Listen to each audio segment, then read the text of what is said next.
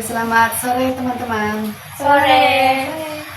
Eh, Terima kasih saya ucapkan kepada teman-teman sekalian karena telah menyempatkan waktunya untuk melakukan kegiatan kita pada hari ini.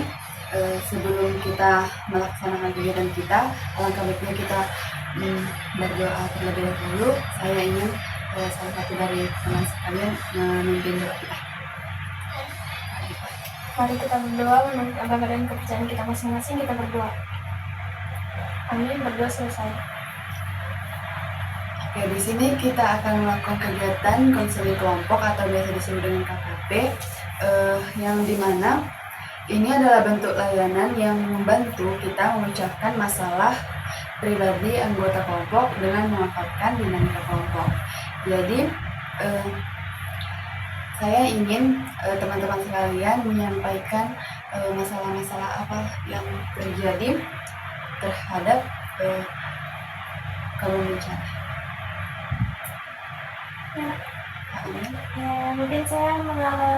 Mungkin masalah yang sering terjadi itu mengalami pikiran kacau setelah peristiwa bencana. Ada lagi?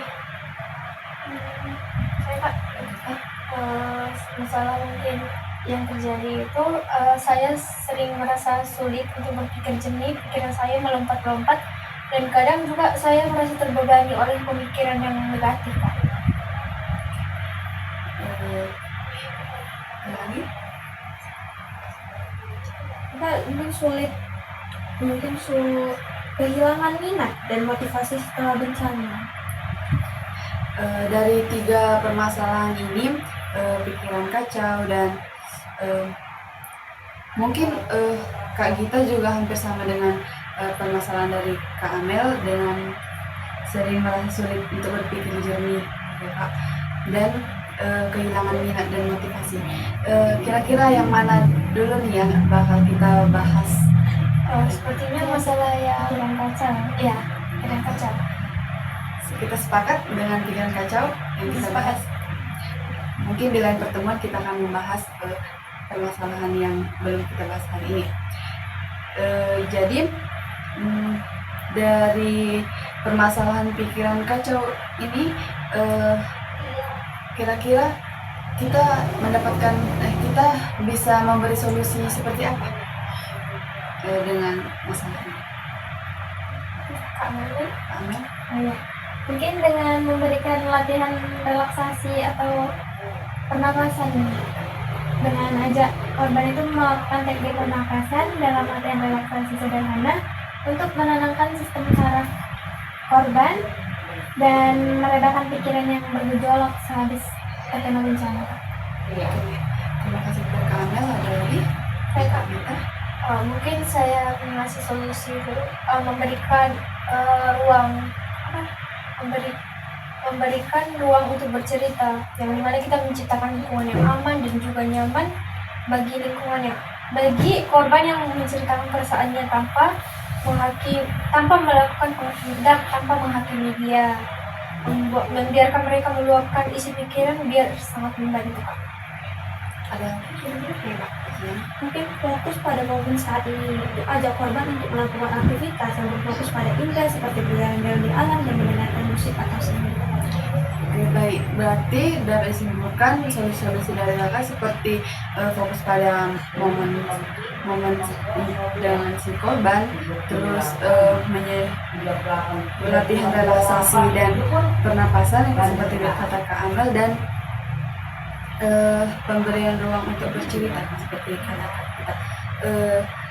Jadi saya ingin kakak-kakak kalian menyimpulkan dari kegiatan kita kali ini setelah kita mengetahui solusi dari permasalahan kita dengan melakukan BNB 3, yang dimana BNB 3 itu seperti berpikir, merasa, bertindak, bersikap, dan bertanggung jawab.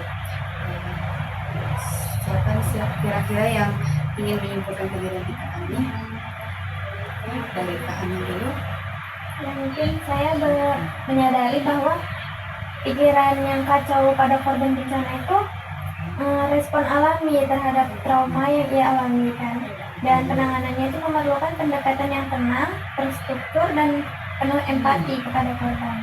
Dan saya itu merasa prihatin dan empati terhadap korban yang terperangkap dalam kekacauan pikiran ini.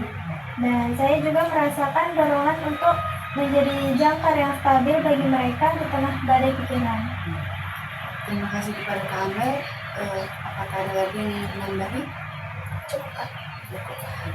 Oke, sebelum kegiatan kita ini berakhir, saya ingin meminta teman-teman kalian untuk memberikan pesan, kesan, dan komitmen setelah kita melakukan kegiatan kita kali ini. Pesan dan pesan. Yaitu saya pikiran kacau setelah bencana adalah hal yang normal, tetapi tidak harus dibiarkan. Dengan dukungan yang tepat, latihan relaksasi, dan struktur yang sederhana, korban dapat perlahan-lahan menemukan ketenangan dan kejernihan kembali. Lalu kesannya itu, dengan pengalaman ini mengajarkan saya bahwa menjadi ruang aman bagi seseorang untuk mengalami kekacauan mental adalah bentuk kepedulian yang paling mendalam. Terima kasih untuk pesan dan kesan dari kajian. Yang ingin berkomitmen, Dari pembahasan kita ini saya berkomitmen untuk menjadi pendamping yang sabar dan juga konsisten, membantu korban bencana melewati kekacauan pikiran mereka menuju ketenangan batin. terima kasih kepada kakak-kakak sekalian. Berakhir sudah kegiatan kita kali ini.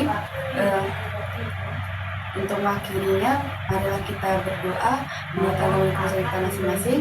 Berdoa dimulai. Amin. Berdoa selesai. Terima kasih kepada kakak-kakak sekalian. Semoga kita bisa berjumpa lagi dan selamat sore. Sore. Aku